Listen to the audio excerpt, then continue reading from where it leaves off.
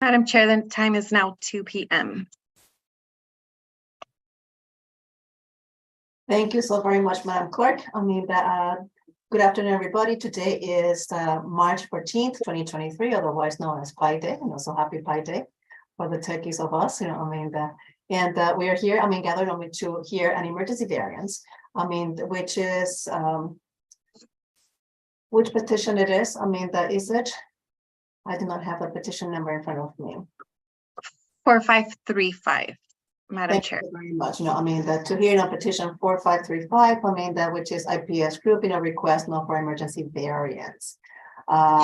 Before we actually get started, I need to be really very transparent with you, as I actually am, with in every single meeting.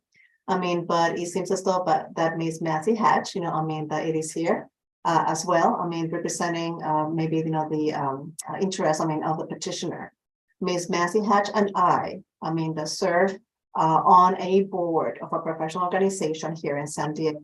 Our only relationship is that, that to be, again, on the professional board. I have never used her services, professional services at all, in any of my professional life.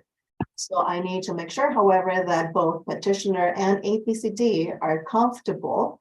I do not believe I have any conflict of interest, into hearing this petition, impartially, and to ensure that it is, attributed, well, to the petitioner. But I want to ensure, though, that both APCD and petitioner, feel that this is the case and that I can hear this petition. So, before we get started, I'm going to allow you, to have, this discussion.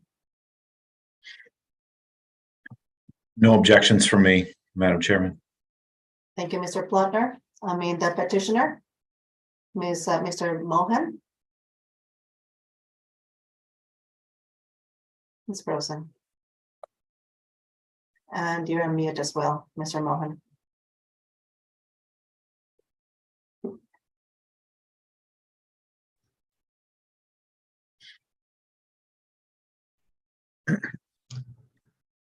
While we're waiting for them to rejoin, this is Suzanne Varco. I'm their environmental counsel, and I will speak for them that we have no objections.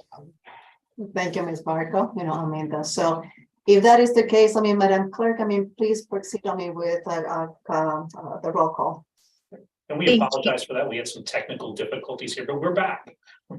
Thank you. That's really good. Welcome back. Thank you. Thanks.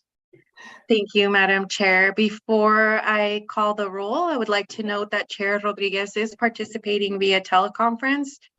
As such, all items will be by roll call vote. And I would like to ask that the following individuals please identify yourselves for the record. APCD Hearing Board. Council is not present for the record, and I would like to ask the APCD district staff to identify themselves for the record, please. Dan Plotner, Program Coordinator. Heather McGee-Hill, Civil Actions Investigator. Vera Tiagi, Counsel for the Air District. Thank you. Just to correct the record, Counsel for the APCD is present for today's hearing. Now I will swear in those that wish to provide testimony on this item on today's agenda. This includes the petitioners, respondents, and APCD staff. Please turn your video on at this time and raise your right hand for the swearing in. Do you solemnly swear or affirm that the testimony you give in the matter before this hearing board is the truth, the whole truth, and nothing but the truth? I do. Yes. Yeah. Thank you. Madam Chair. Thank you so very much, Madam Clerk, and everybody else. As it is customary, we hold, these, hearings. In a manner, in which we will both be engaging in conversation. There will be a time, however, that I'm going to be closing, the public testimony. That will be, either from the APCD or, petitioner in this case, to ensure, though, that not only do I put my thought process together, but certainly, so there's discussion and we can capture it clearly, on record, not only on video, but definitely, my Madam Clerk, needs to actually make, the meeting notes, for this meeting. So, but that we will actually have an order, of proceedings here. Customarily, the APCD presents first and then followed by petitioner. And of course, now we're going to be focusing exclusively, on the petition at hand, which is a request for emergency variance. Before we actually get started, we need to make sure, however, that the request for this emergency variance meets the requirements of an emergency. Okay, according to Rule 97, I guess not 98. In this case, it's not, equipment, it's 97. The of the APCD. Okay.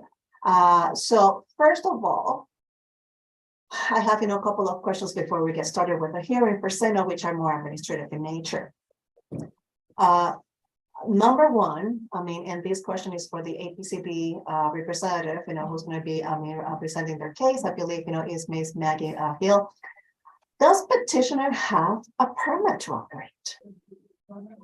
As of 12/27 today, the permit, the petitioner does have a startup authorization for all 5 paint booths.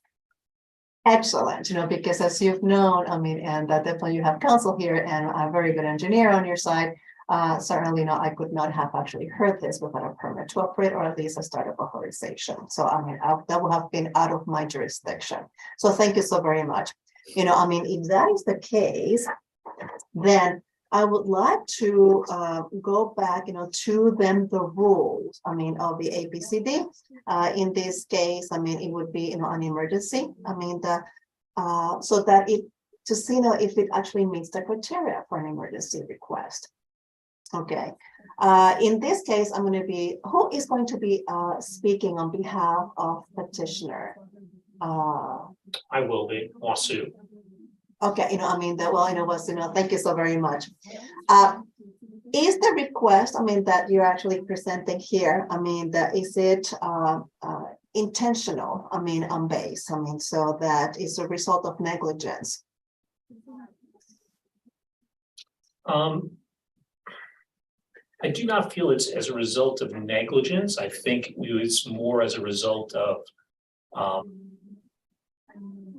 trusting so-called experts in the field to provide us guidance. And what do you mean by experts in the field? So we had started our paint operation by purchasing a paint booth and permit from an existing business. And we brought the so-called expert that was running that business in to set us up and operate our paint booths. And we provided, we gave them a lot of trust in the fact that they were setting this up correctly and that it would operate correctly within the guidelines. What we found as after APC came in was these so-called experts may or may not have led us in the right direction.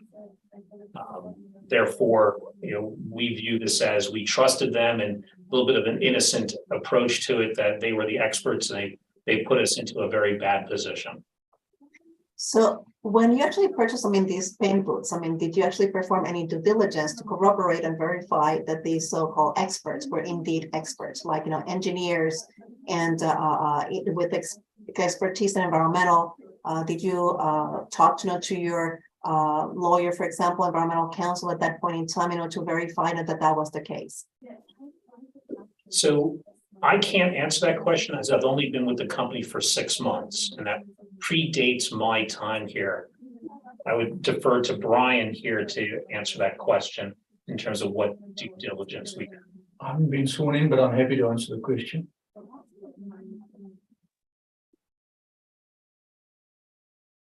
Sorry, but again, what was that? Sorry, I haven't been sworn in, but I'm happy to answer the question. Okay, you need to be sworn in. Madam Clerk. Sarah, I will now provide the oath for you. Will you please raise your right hand? Thank you. Do you solemnly swear or affirm that the testimony you give in the matter before this hearing board is the truth, the whole truth, and nothing but the truth? Yes, I do. Thank you. And Brian, I am missing your last name. Could you please share that with Weber, W-E-B-B-E-R. Perfect. Going back, to my question though, I mean, those individuals who, Mr. Mohan is calling them experts. Did you verify that they were indeed experts? I mean, in environmental compliance, particularly air pollution? What transpired is Mr. Barber approached IPS with a view. He had his own painting business. It was a specialist auto painter. And he approached us and said he wanted to sell his business, including the paint booth and his permit. We assumed that as he had been in business, or he told us that he'd been in business for a lengthy period of time, that it was in order and that his permit, and he showed us, certainly, I can't recall if he showed, he certainly didn't show me, but I think he showed our then CEO the documentation and permits relating to the running of his business. The bottom line is he presented us with an agreement which he told us had been prepared by his attorney. We went through the document. It seemed in order. Everything seemed correct, and he certainly held himself out to be knowledgeable in the field. So we trusted him and moved forward. Okay, no, thank you so very much, Mr. Weber. Definitely, that was not really very honest. I mean, do you have an environmental professional on staff? We didn't then, no, but we have now realized that it's very important, and we have both an environmental lawyer and a consultant, both in consultancy positions. Thank you. So definitely to get into that requirements, I mean, if emergency is one of the most difficult ones, I mean, that we actually have, here. I just want to make sure, I mean, that your breakdown, I guess, is not constituting a public nuisance. From my reading, it seems as though you have pretty much ceased operations. Is that correct? That is correct.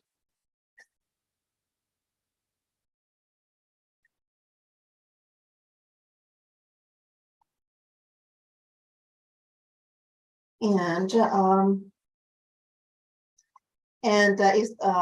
has this happened?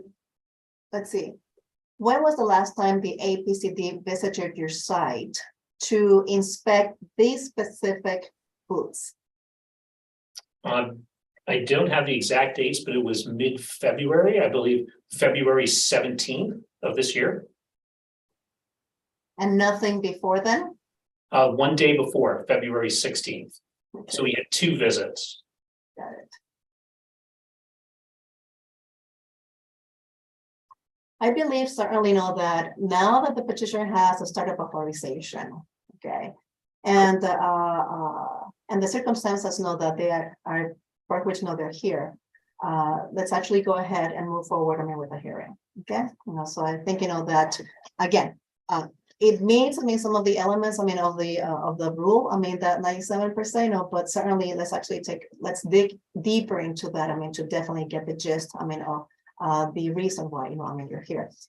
So that's a good thing. I mean, PS, we are going to start allowing Ms. McGee-Hill, I mean, to present her position, and after which, you will definitely present yours. We will open it, I mean, a very healthy engagement of conversation. And then, as I mentioned earlier, I may actually stop, all public testimony, I mean, so that we can actually render the decision. So, Ms. McGee-Hill, could you please join us and let us know, I mean, how the position statement, I mean, particularly from the APCD and the background, I mean, that's supposed to be here today. Thank you very much, Chair. I'd like to speak with begin with the background. And since you've already asked some questions about dates, I also believe that a timeline would be useful in order to help with the discussion of the findings. So I'd like to start with that first. And as already alluded to, the petitioner did buy the permit that was at a previous location in January 19th, 2021. And the petitioner finished applying for the permit of that equipment at its current location on February 8th of 2021. On May 6th of 2021, the district issued an authority to construct for the singular paint booth at the current location. It was extended it was extended again, that authority to construct on April 21st of 2022. Those dates will become more obvious later on why they're important. In February, as you've already asked, the district did send out an inspector in response to a complaint. At that inspection, 5 paint booths were found to have been installed. The one which had the authority to construct appeared to be in use. And the inspector noted that the petitioner had not yet submitted a construction completion notification. Therefore, the petitioner did not have authority to operate the paint booth. The inspector also noted potential hazardous waste handling violations and thus notified the Department of Environmental's Hazardous Incidents Response Team on the same day. On February 16th, the petitioner submitted a construction completion notice. On February 22nd, the district issued a notice of violation for District Rule 10 permit violations about the construction of the paint booths. On February 28th, the petitioner responded to the November 10th notice of violation, explaining that they had stopped all paint booth related operations on February 22nd. That is also when they began their discussions with the permitting staff. And that is what has resulted in the startup authorization being issued today. On March 3rd, the district Before issued. you go, continue, could you please repeat, I mean, that time frame, between the startup authorization, the visit from APCD, I mean, I want to see the dates. You said November? Those were the authority to construct was authorized in May 6th of 2021. Okay. On February 14th of 2023 was the first inspection. Mhm. On February 16th was when the petitioner submitted the construction completion notice. On February 22nd was when the district issued the notice of violation for the construction permit violations. On February 28th, there was a, February 22nd was also the date of, February 23rd was also the date of the second inspection. On February 28th was when the petitioner responded to the Rule 10 notice of violations. On March 3rd is when a second notice of violation was issued from the district. This one was for conducting metal parts coating operations with using a coating in excess of 340 grams per liter. This is the subject of the variance today. On March 7th, the petitioner submitted a written response to the notice of violation. And today we are here hearing the petition. That is all I have as a summary for background. I would also note that the facility is in a commercial area with no residents, schools, or daycares within 1,000 feet of the emission source. And the facility is not located within the AB 617 community. Perfect. Would the chair like me to present the position of the district at this point? Yes, Or do you have please. any other questions? No, I mean, so we went, from one, the unit, that was permitted, I guess, back in 2021, and they multiplied. And now we actually have 5 units. Okay. Correct. The one, however, followed, the permitting process, rather successfully, including the extension, of the request, I guess, on the processing. Correct. So somehow, the addition of the other 4, because it's 5 total, isn't it? Right. Okay, not follow up with the same procedure that was exercised, when we had the original one. Is that correct? Correct. Perfect. So that actually has been, that taken care of, because now we actually have 5 units who are duly permitted. In different stages, of course, but non-duly permitted. I just want to make sure, that chronology is very well established. Based on the information that is in front of us, that is to the public, so we're not looking at that anymore. So no, that's fine. Now let's actually take a look at the codings. So my question to the APCD, that later on, that when you actually give, the statement and the position, if there's a startup authorization, issued, and there's a permit issued, is the APCD not looking also, and the type of materials that are going to be used in those units? So just asking that. Maybe you can answer that as part of your position statement. I will answer what I can now, and my colleagues will also add. My understanding from having spoken with the permit engineer is that the authorization looks at the legal codings. And thus, I do not believe that codings that would be above that 310 grams, 340 grams per liter were examined in the permitting process. I hope that if any of my colleagues have a better understanding there, feel free to chime in.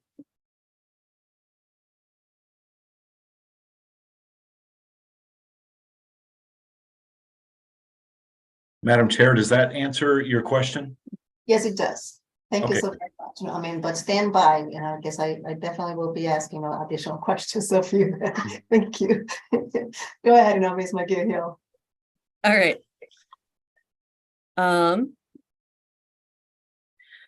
This first, I'll start with just a brief summary of the petition.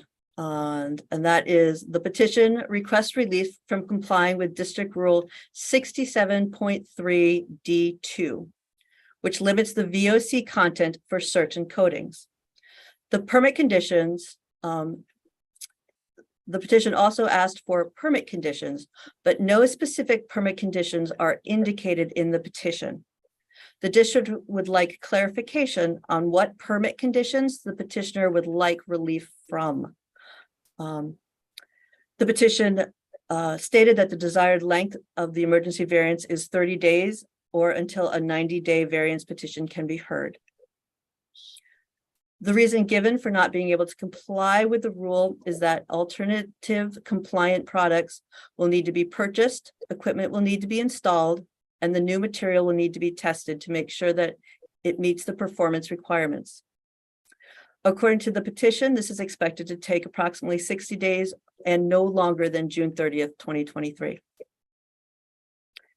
The reason given for needing the emergency variance is so that the IPS employees can return to work and so that IPS can ensure delivery of equipment to cities for essential parking services. According to the petition, granting the variance would prevent furloughing of salaried and hourly employees, loss of IPS skilled workforce, and contracts. Given that background information, I'll now give the district's position. The district does not believe that the findings required to grant an emergency variance can be sufficiently supported. As the chair previously alluded to, under Health and Safety Code section 42359.5, an emergency variance may only be granted upon the showing of good cause, including but not limited to a breakdown condition. The code states that a district, including its hearing board, may adopt rules and regulations to further specify the conditions and to what extent an emergency variance may be granted. The hearing board has in fact adopted Rule 14 for emergency variances. Under this rule, an emergency variance can only be issued after the following findings are made. 1, good cause exists for granting the variance. This is kind of a recap. 2, the situation as outlined in the request constitutes an emergency. 3, the operation results from the variance shall not create a private or public nuisance. 4, the purpose of the emergency request is not to avoid notice requirements for a hearing on the request. 5, it is impractical to hear the request at the next scheduled meeting of the hearing board. And 6, in the event of a breakdown conditions, there are additional requirements needed. The district notes that the petitioner, that this petition is not a result of a breakdown. A breakdown has not occurred. Mhm. The district does not believe the petitioner has grounds for an emergency variance as described by the district's fact sheet on variances. The fact sheet explains that an emergency variance is for violations that occur without warning. Sudden equipment breakdowns, a power failure, or accidental fire may be grounds for an emergency variance. The emergencies are commonly thought of as being urgent and unforeseen. The petitioner was notified on May 6th of 2021 of the need to comply with District Rule 67.3 via the authority to construct. As a result, the district does not think the circumstances related to this petition are urgent and unforeseen. While not, there you go. The district,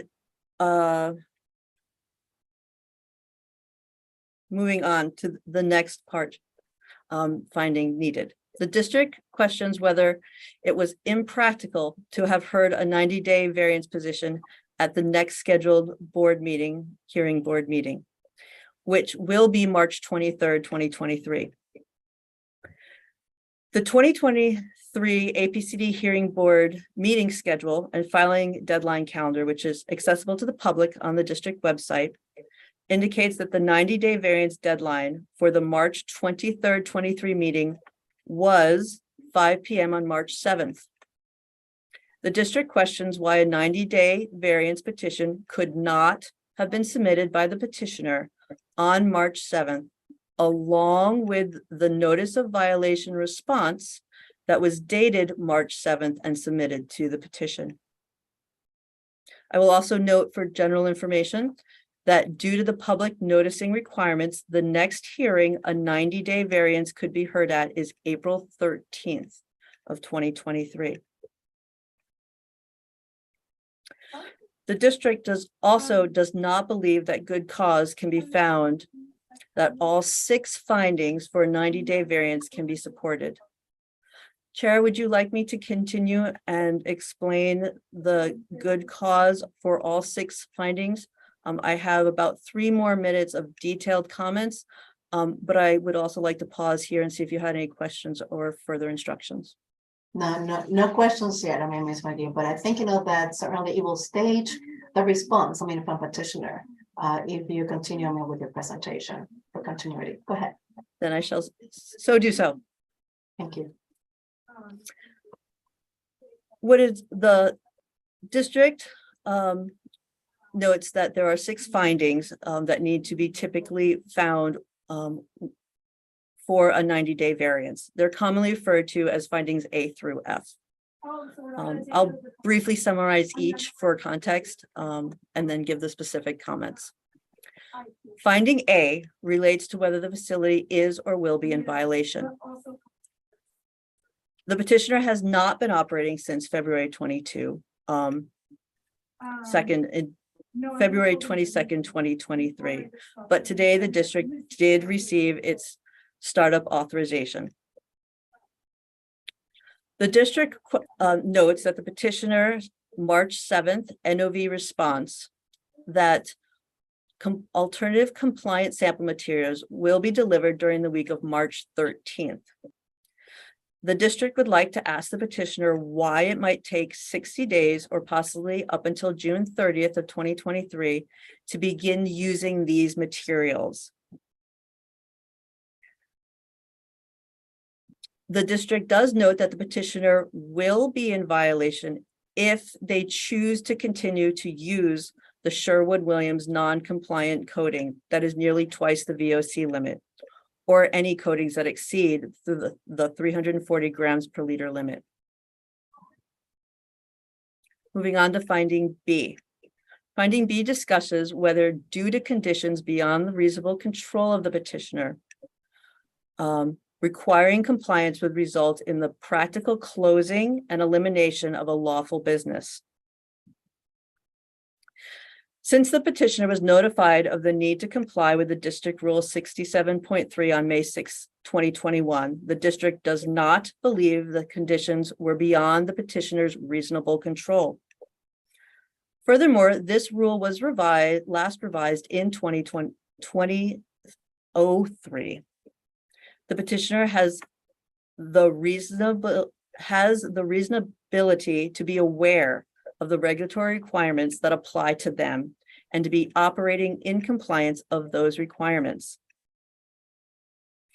The district would like more information on how not using 10 gallons of non-compliant coating, as mentioned in the petition, would result in furloughing potentially 250 employees. Finding C requires an emission comparison.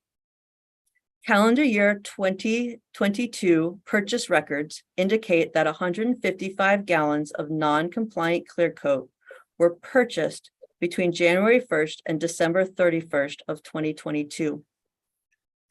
This would be approximately 13 gallons per month.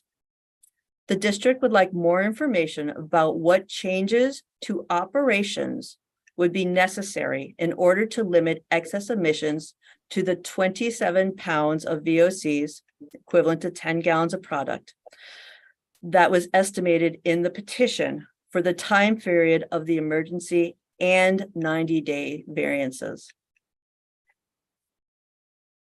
Finding D relates to the curtailing efforts.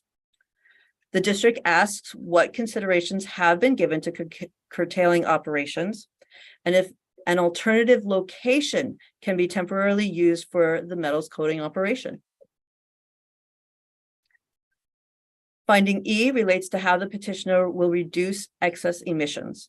The district questions how the petitioner will reduce excess emissions during the variance period, since this was not discussed in detail in the petition. And the final finding, finding F, discusses the potential for a nuisance or threat to human health. The district notes that products that contain toxic air contaminants have the potential to cause health impacts. The district also notes that safety data sheets indicate that the Sherwood-Williams Polane F63V1 coating, which was what was mentioned in the notice of violation, contains 4 toxic air contaminants as detailed in District Rule 1200. These air contaminants being methyl ethyl ketone, xylene, toluene, and ethylbenzene. The district would like emission estimates for these toxic air contaminants. Thus, for the reasons just stated, this district opposes the granting of this emergency variance. Thank you so very much. Ms. McGill. That's so certainly, that's fairly detailed, as it is customary. I thank you also, that for explicitly presenting, the 6 findings, should we be, hearing this, for the possibility of granting it, and having petitioner come back. But let's not forget, however, that, that the reason if this variance was to be granted has to be based on good cause. Okay, but definitely that provides, great information, to everybody. So thank you so very much.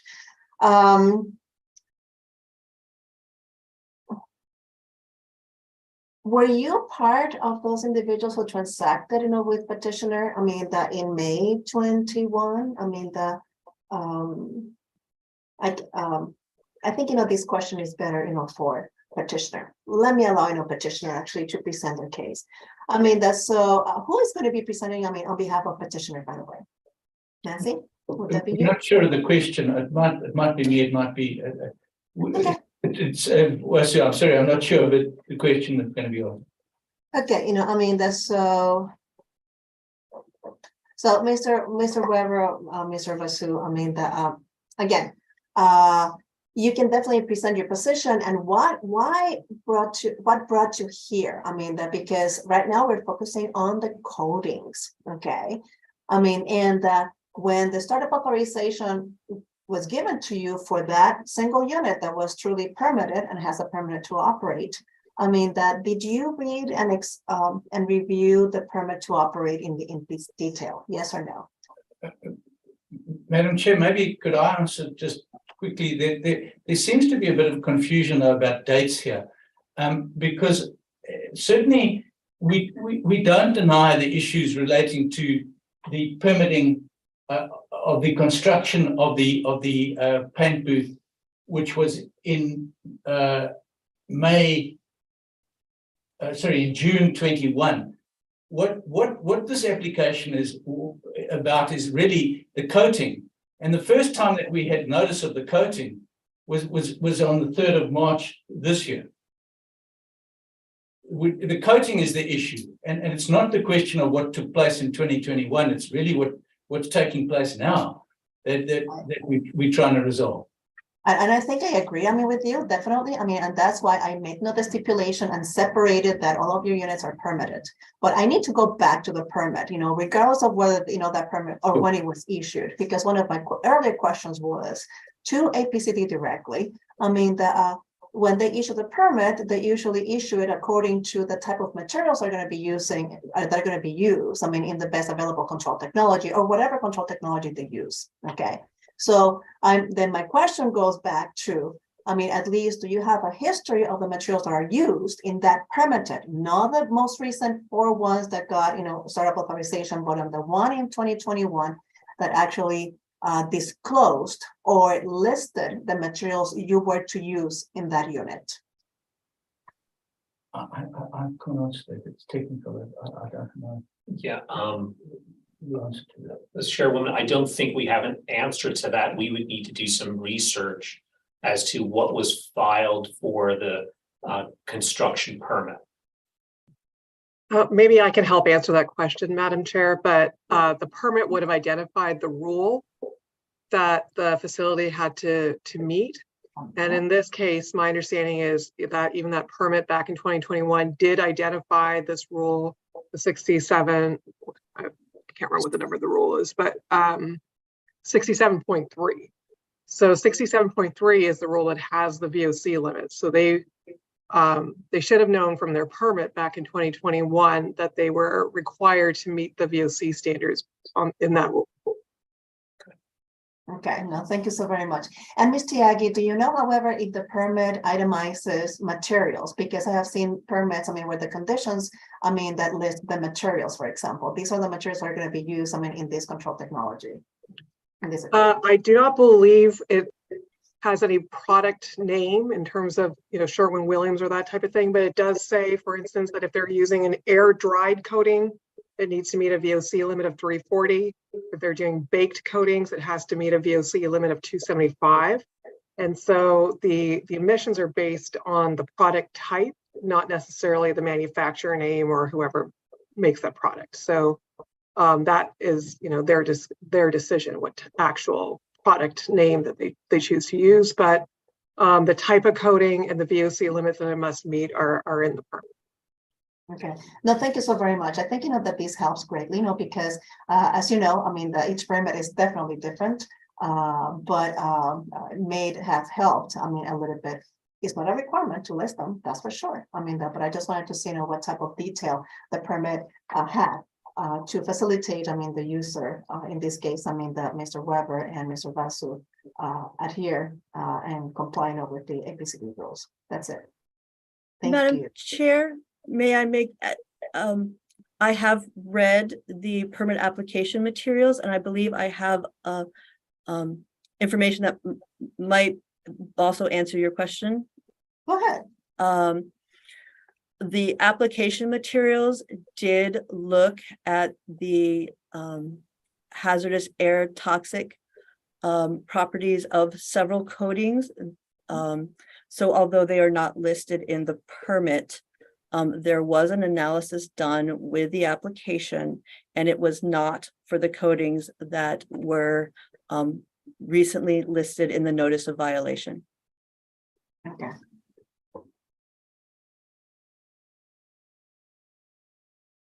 They were for different coatings. Madam Chairman, could I maybe raise an issue as well? Well, not an issue, but just a point.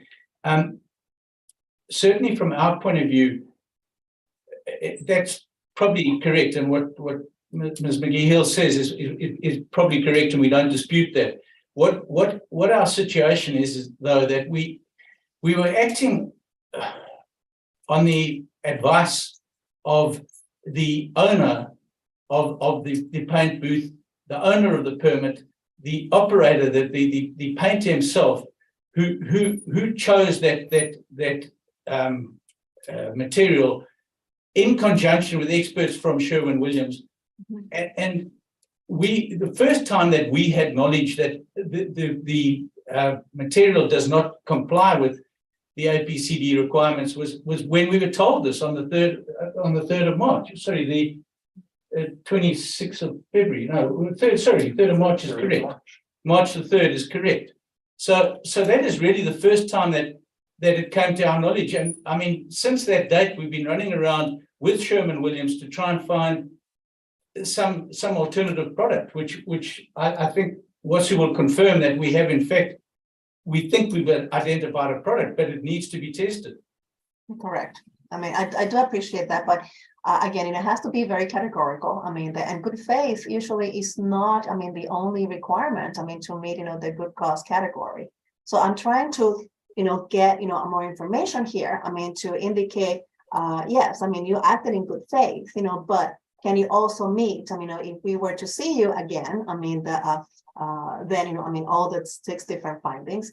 And second, I mean, that all of these requirements know that this is your request today for emergency variance is not going to be pretty much circumventing the other processes.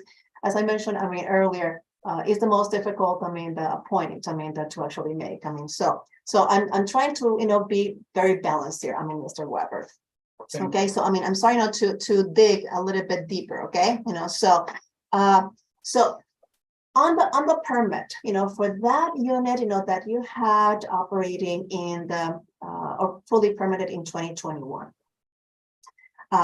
How was that permit managed? Would the APCD come back in 2022 and take a look at your operations and looked at your logs, I mean, of materials used? Anything like that, or did you not have the APCD come to your site until 2023? I think the answer to that is no, they didn't. The first time we saw them was in 2023. Okay. And how did you manage then your permit? I mean, what type of information did you gather? I mean, from 2021 to 2023 to make sure that the conditions stipulated on your permit what are here too. We relied on the painter expert, the person who sold us. We relied on what he was telling us that we were compliant. No, I mean, no, I'm not talking about the units that just got permitted. That's out of scope. I'm talking about the coatings that you're using. We would have relied on the painter's choice and Sherwin-Williams telling us, both of them purporting to be experts. Okay, so that's good. I mean, but did you have anybody? I mean, that whether internal or external, like Ms. Hatch, take a look at the conditions of your permit and says, oh my goodness, this SDS indicates that the emissions on the grams per liter exceed, your permit conditions. Did you have anybody do that? No, we didn't. We would have relied, as I said, on the Sherwin-Williams people who knew what our operations were, that came to see how we used their product, and also the painter who chose it. So I mean, on Mr. Mohan, it seems as though that are you in charge of operations? I mean, for your facility? Yes. Okay. I am. I mean, that's so and you joined 6 months ago. You said, if I don't, okay, so how are you managing that permit? So when I arrived, I requested the employees who were painting to manage their daily logs of how much material they were consuming. Mhm. We do have daily logs for 2022 through now that are complete. As Mr. Weber was saying, we still had our expert in place during the first 3 months that I was here. So he was continuing to provide us guidance and pretty much guidance on how we manage our permit. So, but I did add in the ability for us to track all of our usage, as I knew that that was a critical parameter for us to manage. So were you involved directly with your expert on the type of coatings and the potential emissions for each one of them? And No, did you compare that to your permit? no, I did not. Okay. And that's honest. Thank you. I mean, I definitely appreciate that answer, okay?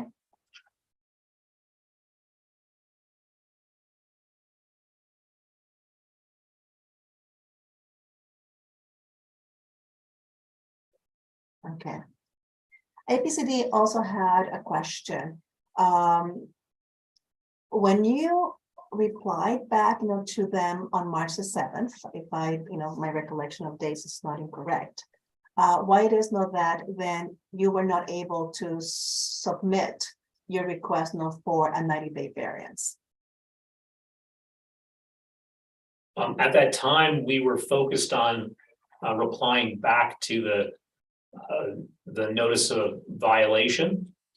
We did state that we would be applying for a variance, but we did not file it at that time. We were more concerned with responding to the findings of the notice of variance.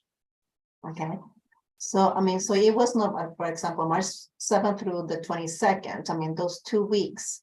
It took you 2 weeks, to file for a request for actually an emergency variance, which is kind of an OTC, over the counter, the request. How do you explain that delay, or the apparent delay, rather? So we responded to the notice of variance on March 7th. And then this Monday, we dropped off the request for emergency variance, which was the 12th. The 12th. Okay. In fact, we wanted to drop it off on Friday before, but the office was closed by the time I could get to there.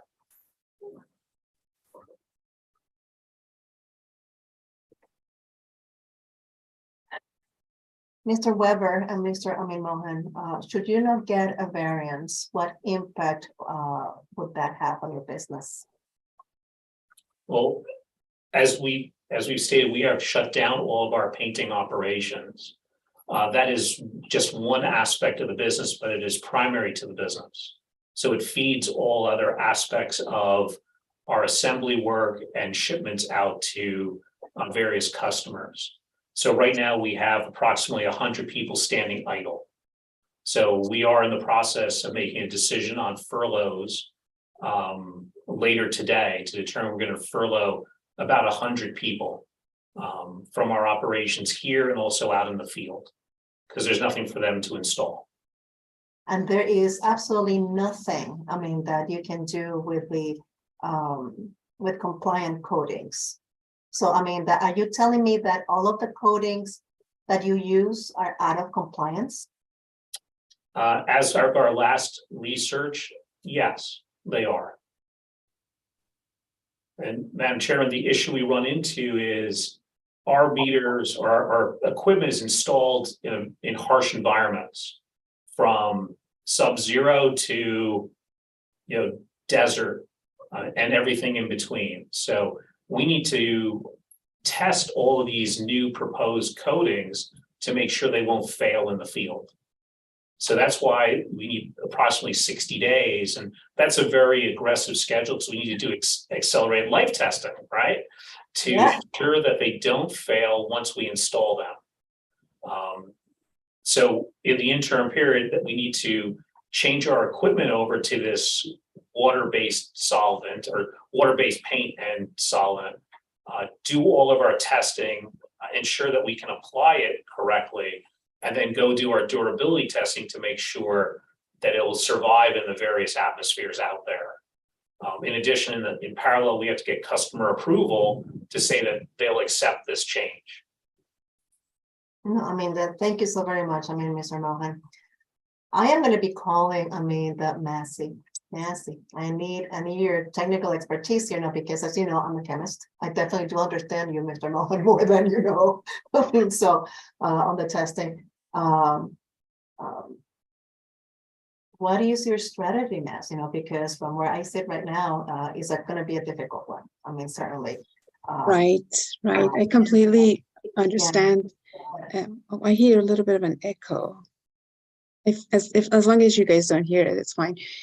Yes, I got involved on February 23rd with this client, and my take is that, just as was explained, they relied on the booth operator, basically delegated the responsibility of operating the booth and complying with the requirements to this individual.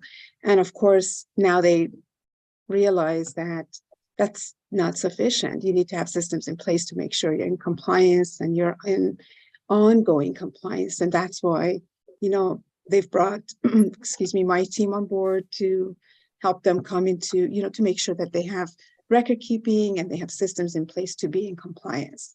So in fact, before this second NOV was issued, we were just about to start looking at all of their SDSs to see if they were in compliance with Rule 67.3 and make sure they're solvent, you know, all the preparations and depainting, everything was in compliance. And of course, the NOV showed that this particular coating was not in compliance with 67.3.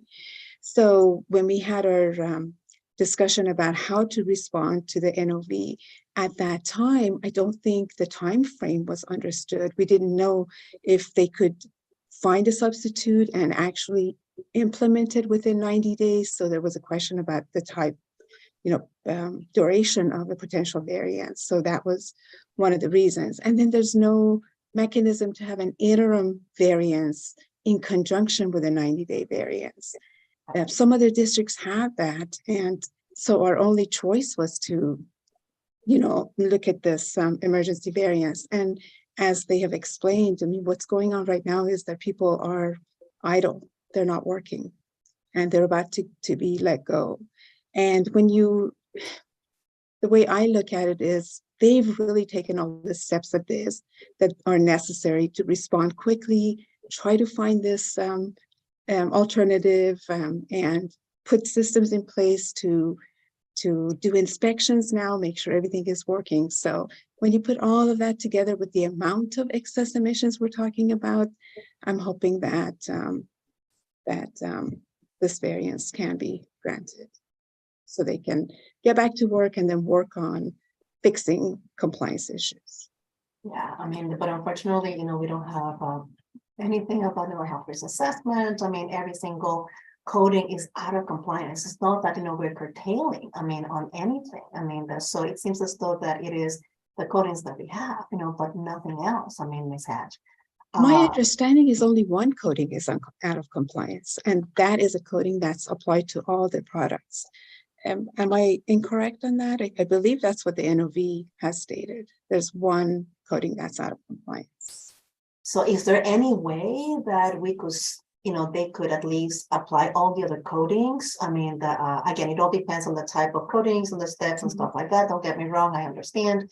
I mean, but is there any other way that they could at least, you know, curtail operations by saying, I'm staging everything here, I mean, until, you know, the time, you know, for the hearing, things of that nature. Is there any way that they could rearrange, you know, their operations, you know, I mean, Nancy, so that they don't lose everything? Sorry, yes, I know we asked those questions as we were strategizing for next steps. And my understanding is that coding is the first step in the process of assembling. So if they can't paint the materials, they can't put them together. So that's what the problem is. And please, Basu and Brian, if you want to expand on that, that is my understanding, that painting happens first, then everything else happens.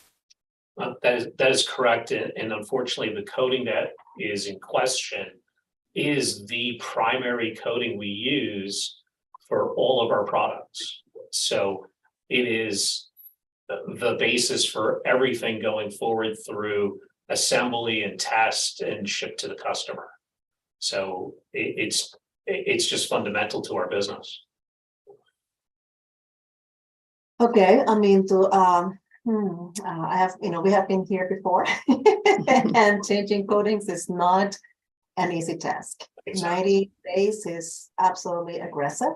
I mean, that's so, provided definitely that all the chips fall into place. I'm going to be honest with you from a historical perspective and as a chemist myself. Okay, so, but yeah, I mean, so there is absolutely nothing that you can do. I mean, to hopefully avoid the furlough for these, I mean, the 100+ people. We've tried over the last roughly month to find alternate work for these folks and anything that we can do here. We're just running out of alternate work as much as we try. All the way down to, cleaning our facilities and, disassembling components, but we're at the point now where we really don't have any alternative. It's very unfortunate. It's no fault of these folks at all. That is correct. I mean, it's not their fault. I mean, definitely, I mean, the training there. And I continue, I mean, encouraging you to work with Ms. Hatch. I mean, because you definitely need a very strong strategy on this one. Okay, so going back, to APCD. APCD, I mean, they indicated that there's, is one coding, I mean, so have you, in the short amount of time that you've had, have you done a screening, I mean, HRA? No, we have not in this time period. Ms. Hatch, in the short time that you've had, have you been able to do a screening, HRA? We have not, but I took a quick look at the SDSs. There are no metal components, no metal toxics. There are definitely some organic HAPs or toxics in the material. I don't remember off the top of my head the percentages. My impression is that they're not highly toxic materials, but given the 10-gallon that they've estimated, and I know the APCD has some questions about that estimate, and given their location and proximity to, they definitely have commercial entities close by, but no homes or schools or daycares close by. I would be very surprised if there are health impacts over Rule 1200 thresholds, but we haven't done an actual analytical analysis yet. Mr. Plotner, I guess that you're actually hiding, I mean, somewhere, I mean, out there. I mean, Dan, if you can, yeah, thank you for joining us. I mean, yeah, I mean, again, not putting anybody, I mean, everybody provides their expertise now, but then you have had, many positions on within APCD and particularly engineering as well. Certainly, I mean, what is your experience? And again, this is completely anecdotal. Okay, so I mean that this is just his personal experience. I mean, so this is not going to be the way it should work or anything like that. I mean, but what are some of the challenges? I mean, that you can see on the on-coating replacement? Well, the challenge I would see is, first of all, we're sort of, the district is sort of in the position of having to take the petitioner's word for it, as in would a replacement product work. So starting from there, we would want to know what replacement products have already been tried, and if any. And I don't think we've seen that demonstrated here. We've seen that we have an idea for a replacement product, but has that actually been tested? We don't know. Does that answer your question? Yeah, I mean, yeah, somewhat definitely, because that definitely has them engaged, I mean, into, I mean, some action here. And certainly going, I mean, that way, I mean, from a good cost perspective, it would certainly help. Because I mean, they're actually, addressing things methodically on this one. So, I mean, so has Ms. Hatch, do you know if your client, has any or assess, I mean, any other coatings yet? Or at least strategy standpoint, by the way. Right, we talked about this a little bit. We wanted to explore the scenario where they test a coating and for some reason it doesn't work. And my understanding is that they've identified several potential coatings. So this test period would allow them to look at the most promising one. If for some reason it doesn't work, they do have alternates to try. And you're right, the 90-day schedule is quite aggressive, but it just shows their kind of intention to try to get back into compliance as quickly as possible. That's where they're coming from. How are you going to be helping them, between now, should this variance be granted, how are you going to be helping them, a bridge from training and knowledge and logs and things of that nature? How are you going to be addressing that, in this, in 30 days? I did a sidewalk when the first NOV was issued, identified some recommendations for enhancing their VOC list, for their record keeping forms, for making sure that the operators are trained on permit conditions. I've supported some, obviously, their NOV responses. And the next step, as I mentioned, was to go through all their codings to make sure everything is compliant. We're still going to do that because I just want to make sure the solvents and everything else meet all the rule requirements. But the next step would be to just go out there again, make sure that the VOC list is developed and talk with the operators, go through all the permit conditions now that they have valid permits, make sure everybody understands what the requirements are, and then help throughout the process of getting the alternative coatings hopefully validated. Yeah, that definitely, is a good strategy. Ms. Barco, I see Tansino, your hand, is raised. Please join us now in the conversation. Sure. I didn't want to interrupt, so I used the little raise hand icon. I figured that was good enough. I just want to make sure that we address Dan's comment. And I think your question, Madam Chair, about whether they've done any testing to this point. And the answer to that is no, they haven't had an authority to operate. So they have had all of their paint booths shut down since the initial NOV was issued back in February. So they haven't had an opportunity to test because they haven't had the ability to use the booths. Yep, duly noted. I actually made a notation here. Thank you so very much. Okay, so this is definitely a finding of good cause. With the possibility of us not making the findings, later on, that when should we actually hear you again, or when we actually hear you again? And this is the APCD. Is there anything else that anybody wants to add to this conversation?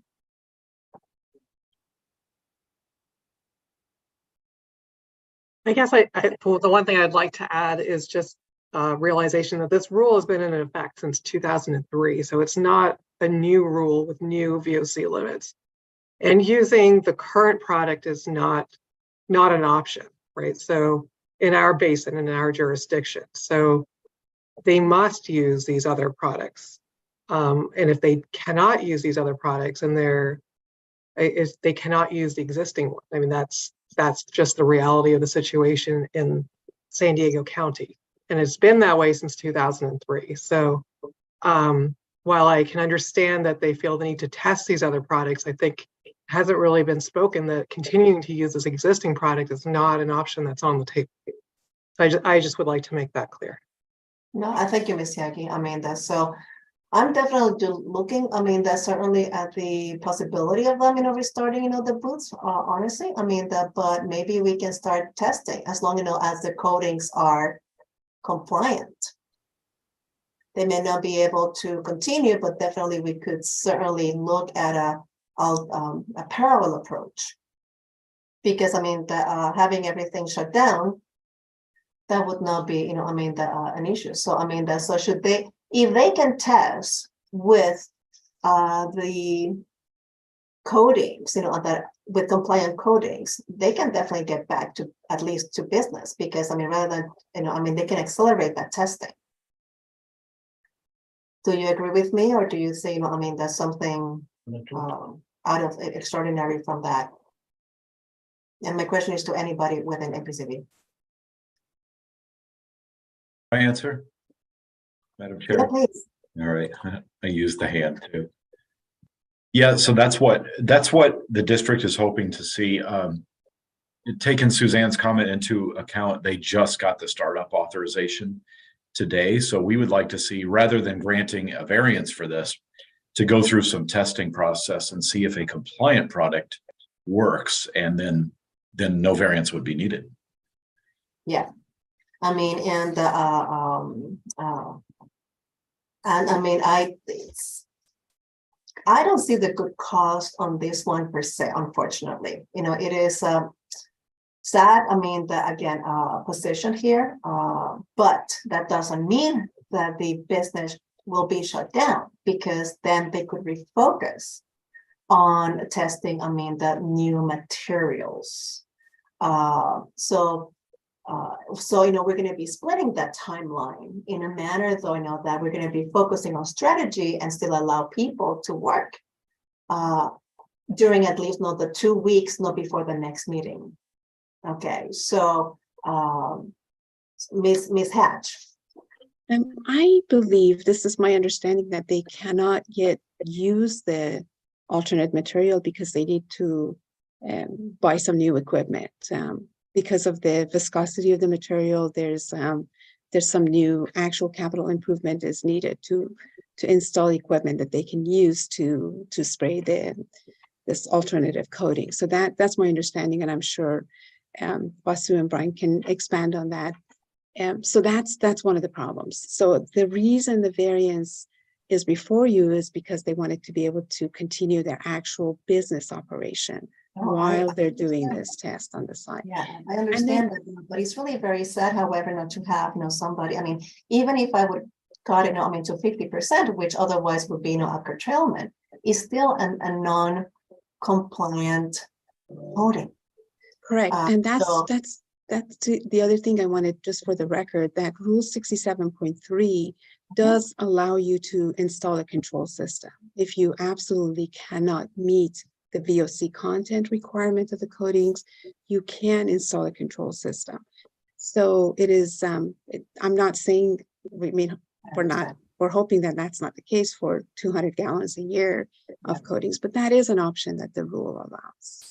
But that would be, you know, on the VACT, you know, standpoint. I mean, if your equipment actually does not meet the requirements, isn't that?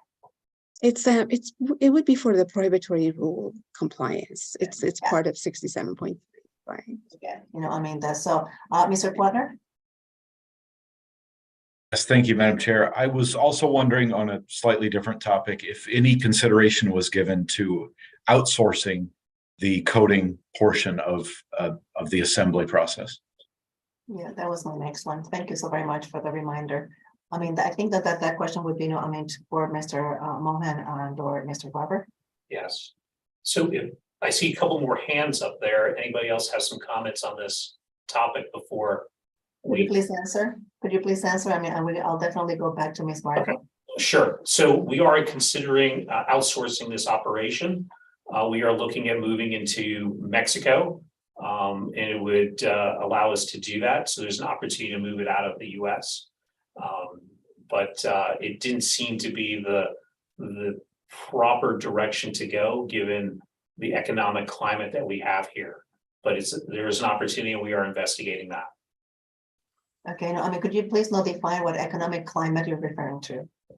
It just between moving material back and forth between Mexico and assembly in the United States is challenging based on, you know, trade and tariff, and also just logistics to move things back and forth. It usually adds between 5 days to get through customs. So we are investigating that, and that's an opportunity that we're looking at also. No, thank you so very much. No, Ms. Farco. Thank you, Madam Chair. So just to come back to the testing issue, I know you had in your mind thinking that there could be a parallel thing here where we could put people back to work doing the testing. The problem is the facility has 2 or 3 or 4. It's a very limited number of people who actually do the painting. Everybody else does the assembly, the shipping, and the installation. So while we may be able to keep 2 or 3 or 4 people employed while we do the testing, none of the other people are qualified to apply those coatings in the paint booth. So we still have, 90 some people who don't have work. And there's just not a way around that if we can't continue the operation of the business.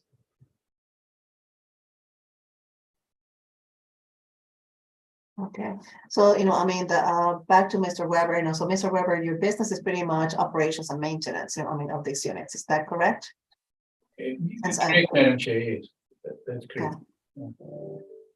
And obviously, supplying cities with urgent components and equipment, I mean, we can't supply at the moment. Okay. Within the cities, is this public works or, who's usually your contact, like public works? Usually parking and Enforcement. parking enforcement, that area. I mean, San Diego's a major customer of ours. We owe them quite a lot of Units. a lot of units that we can't supply them. We have outstanding orders in Phoenix and various other Los Angeles. Southwest. And we go to the East Coast too. We have Baltimore and Philadelphia. So it's nationwide, and we also supply into the UK. Oh, I gathered, with that accent, so definitely, well done. Any other items here? So, that I need to take up, 5 minutes where we're gonna go silent, until I do a little bit of homework, behind the scenes. So. You mind if I just ask one question? Will any of the equipment that they need, will that require permitting? Just so we understand the time frame. I'll answer that. We are investigating what permits we would need to install new equipment. We don't know what the new equipment would be needed just yet. So to back up a little bit, in our original NOV response, we were only getting material to hand on the 13th, which was yesterday. So only yesterday we received in samples for us to do some testing. This morning we only resumed the ability to start one of our booths to even spray this test material.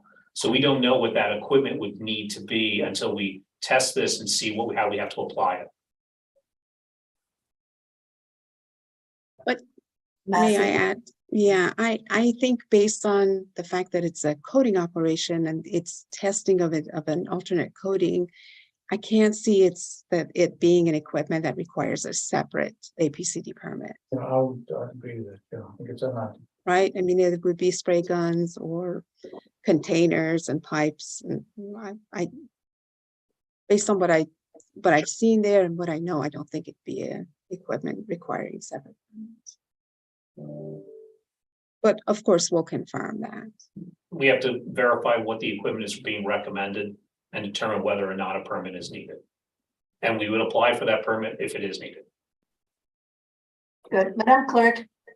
Has petitioner filed, for the next, for the next meeting, and when would that meeting would be? When would they need to file? Madam Chair, I have not received any additional filings. If petitioner were to decide to file for an additional variance or petition, they would need to file by March 28th in order to be heard on the April 13th meeting. However, this is a regular variance, 90-day variance.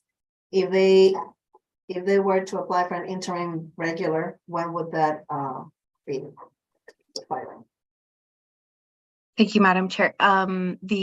For a regular variance, again, they would still have to file by March 23rd. No, I apologize. March 22nd, and the regular portion could be heard on April 27th.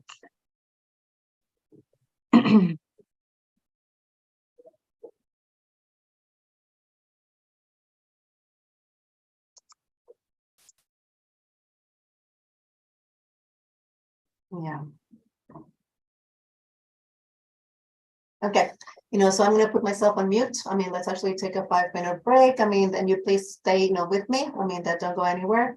And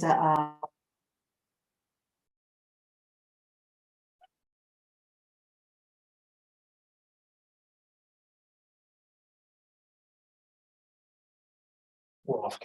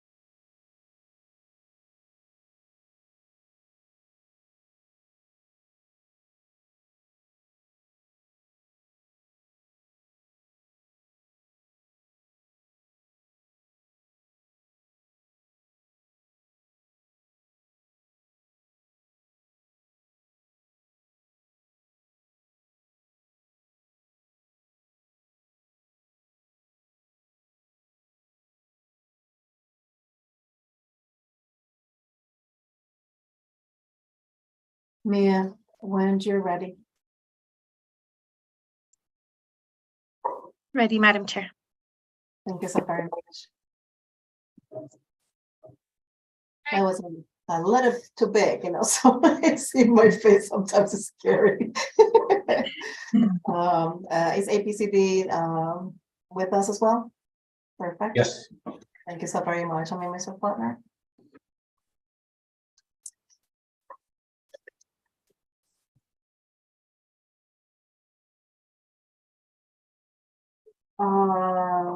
My goodness, 4535. This is the petition number, isn't it? That is correct, Madam Chair. Thank you so very much.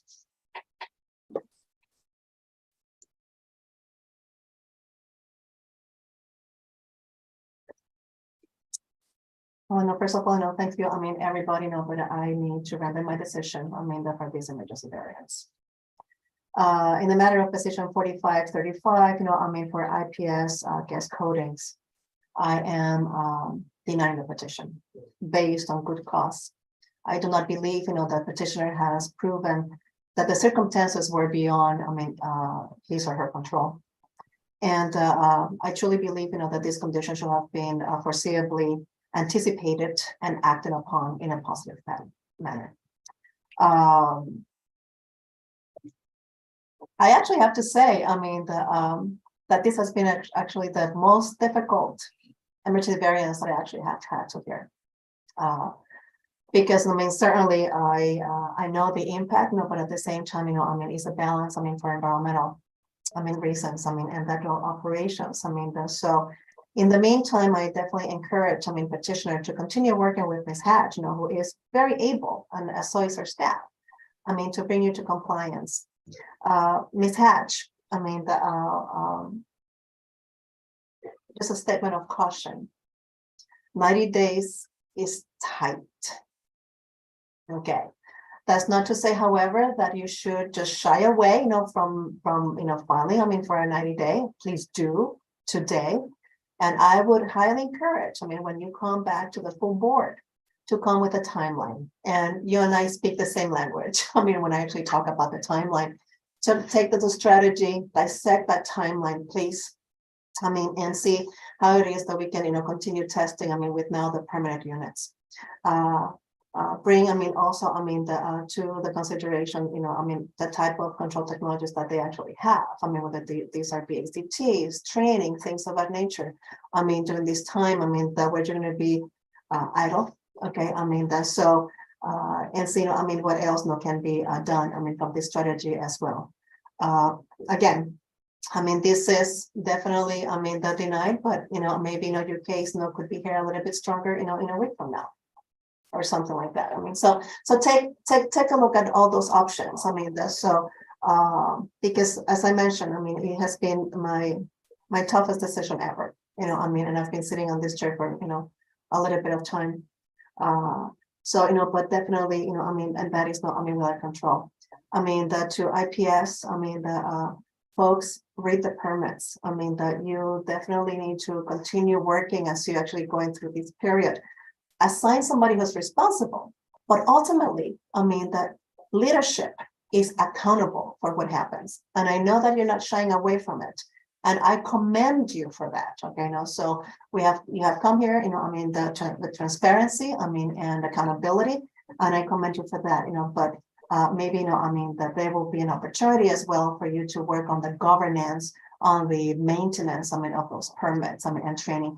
Please work with Ms. Hatch. Please, please, please. Because she can definitely guide you and position you very strongly. To definitely continue to be as successful, if not more successful than what you're today. Madam Clerk, did you catch that?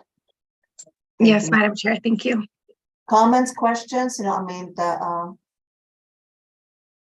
and Ms. Hatch, that continue working with the, I don't have to say, continue working with the APCD, because I truly believe that you certainly, have, the beginning of something really very strong. Okay. Questions, comments?